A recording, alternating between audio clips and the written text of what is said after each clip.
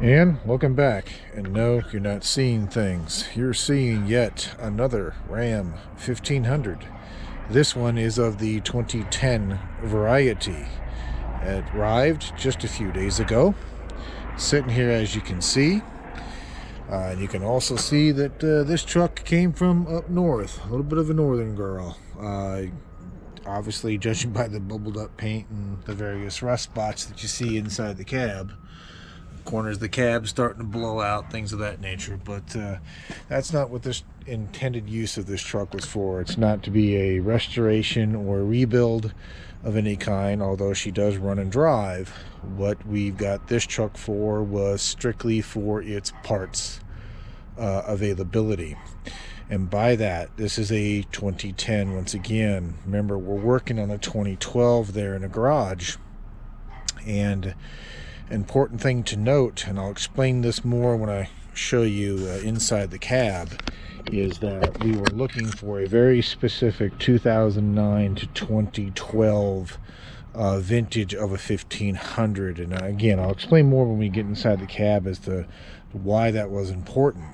Well, this girl here came up on the auction block once. We lost the bid the first time, and then when they put it back up on the auction block, they had to buy it now.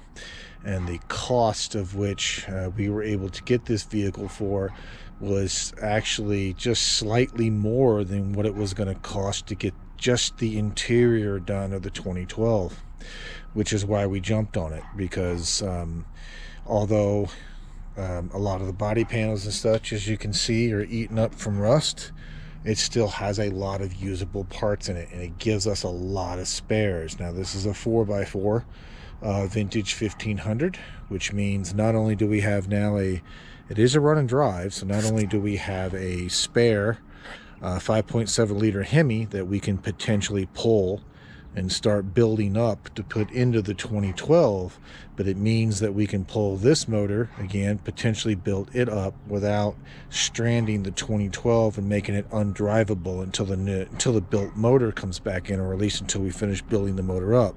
So we could potentially do that. It also gives us a potentially good spare transmission and transfer case, front and rear differentials. It's got the 20-inch tires that you can see here versus the 17s that are on our 12. And interesting enough, when I run the VIN number and check the door tag on the 12, it's supposed to have 20-inch tires on it. So somebody has actually taken the 2012 we're working on and put 17-inch tires on it instead. So you can see these are 275 60R20s.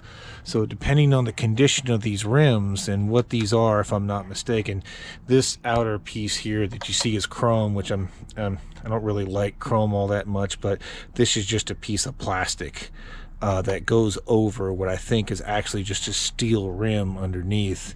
So we may keep these rims and just put fresh tires on it, and that's what we'll put on the 2012, or we may actually just take these chrome inserts off, paint them flat black, and then use those on the truck instead. I'm not quite sure. I'm not quite sure if I want to go with these or just go with a set of alloys for the 2012 in there, but if we need to, again, we can also just pull the wheels and tires off this one and save a little bit of money.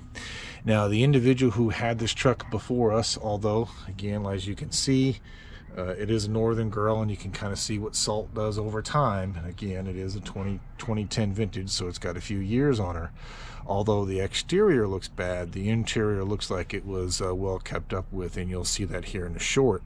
Now, among that, you can also see that we've got some aftermarket LED style taillights on here, which these do work, so we'll definitely be taking those off and putting those onto our 2012. We got a nice good looking tailgate here. We'll have to see how it looks from a rust perspective on the inside of it, but we may potentially even take this tailgate off, although it's blue in color, and switch it out with the one that's in there. But again, we shall see. Now, there are some parts that just like the last auction truck that we got a hold of when it was shipped down here. And yes, you'll see a bunch of water in here because this truck, before it actually came with a free shipment of snow in the bed of the truck, even by the time it got down here. But you can also see various parts in here for a vehicle that is not this vehicle. Now this light assembly, we do have one of the two light assemblies. I was really hoping that these would have been in better shape, but they were actually full of water, so I don't think we're going to be able to reuse these. But that's one of the ones that we're missing. And then you can see another light assembly over there, but that's not actually for a Ram. Looks like this is for some vintage of a vehicle. You can obviously tell by that that doesn't actually belong here, but like I said, it came in the bed of the truck, you know, what can I say? And you can see that the individual where this came from, this is the newer style headlight that they've had the adapter harness on to allow you to run these newer projectors on an older Ram, much like we did with our 2009. Well, let me give you the outside view here.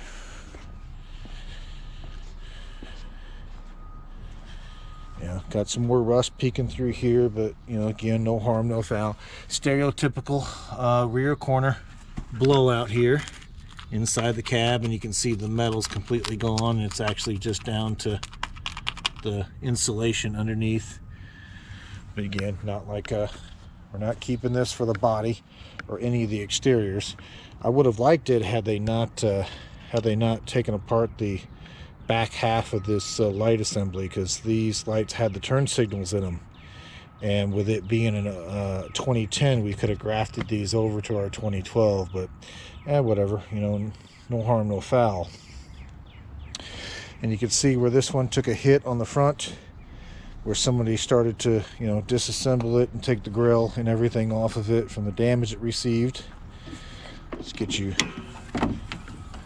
You can see we got the standard 5.7 liter Hemi V8. A little bit on the crusty side of it, just due to its age and where it's been. So it may or may not be a good candidate for a rebuild, but we'll cross that bridge when we get to it. If it ends up being a viable candidate for a rebuild, then obviously we'll get this one built up and we'll drop this into the 2012 that we have. Again, just saving us some downtime on the 2012. Obviously you can see that we've got a spare TIPM, and pretty much any part that you can think of that is still viable, since this is within the correct age range, we can take off of this one and use on our 2012. You know, even this cowl up here is in much better condition than the one that's on the 12, and we can actually just pull this cowl piece off and change it out. But most importantly, we made a comment about, again, wanting to redo the interior. Well, after a little bit of research, you can see the interior on this old girl. I'll open up the back door to give you a better shot. You can see the interior on this old girl is actually in fairly decent shape. Most importantly, you can see we got a nice looking center console in here instead of the jump seat. So the Laramie trim levels and such, and this is actually a sport trim level here. Also the Laramies will have this center console in here instead of a jump seat. Now you may have noticed this already, but this is a column shifter automatic, and I'm sorry, a floor shifter automatic instead of a column. No harm, no foul. There are retrofit kits that will take a 1500 that has a column shifter and allow you to retrofit it into a floor shifter. We're not going to do that on our 2012. I don't mind it being on the column. We're going to leave it on the column. However, all of this, the dash, the steering wheel, the seats, the center column, everything can come out of here and cross over to our 2012. I prefer the look of the dash that you see here, and this dash and this interior, like I said, is actually in really good condition considering its age. And most importantly, this shifter assembly can actually come out and pop out of this center console, and you can get the replacement cup holder assembly that just has a little storage compartment here instead of the gear shifter. So that's what we'll do. We're actually going to take this center column out, we're going to graft it into the 2012, We're going to take this shifter out of here, obviously, and we're just going to replace this center cup holder insert with one that just has the cubby hole here. The other nice thing is you can see we have a power port in there, which we don't have in our 12. And that's the other good thing about having access to the entire truck, is that we can get every bracket, wiring harness, screw, every little piece of hardware that we're going to need to graft this interior over to the 2012. We can pull it off of here without having to, you know, call junkyards back or route through other sources. And that was going to be the risk in ordering a console separately, is making sure that whoever we ordered the console from gave us all the brackets we're going to need. Like, one of the brackets we need is already in the 2012 because it's the same bracket, one of the two same brackets that hold in the center jump seat. The bracket we would have needed to make sure that we got is the one that's up here more towards the front. Also, when doing a center console conversion like this, the front dashboard bezel that goes around the radio and everything that you see here clips into or mates up with the center console that you can see. So if you only have the center jump seat and you want to put the center console in, you need this center trim piece as well to mate up to the console. Now, the other nice thing is why we piqued our interest on this one, and although yes, you can see this one does have the stereotypical driver side kind of seat blowout there, so we got a little bit of vinyl here to fix, is if you take a look at the buttons right below the air conditioning controls. Now, I know this is a first world problem, I completely admit that. Let me get you a better view on that.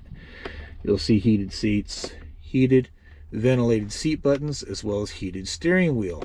Now, provided that the heating pads in these seats are still viable, and don't worry, we'll bring you along when we test those, even the controls, the wiring, the heated seat controls will all match up to our 2012, basically allowing us to take this sport interior, stick it in our 2012, which is an ST model trim level, and kind of upgrade us a little bit.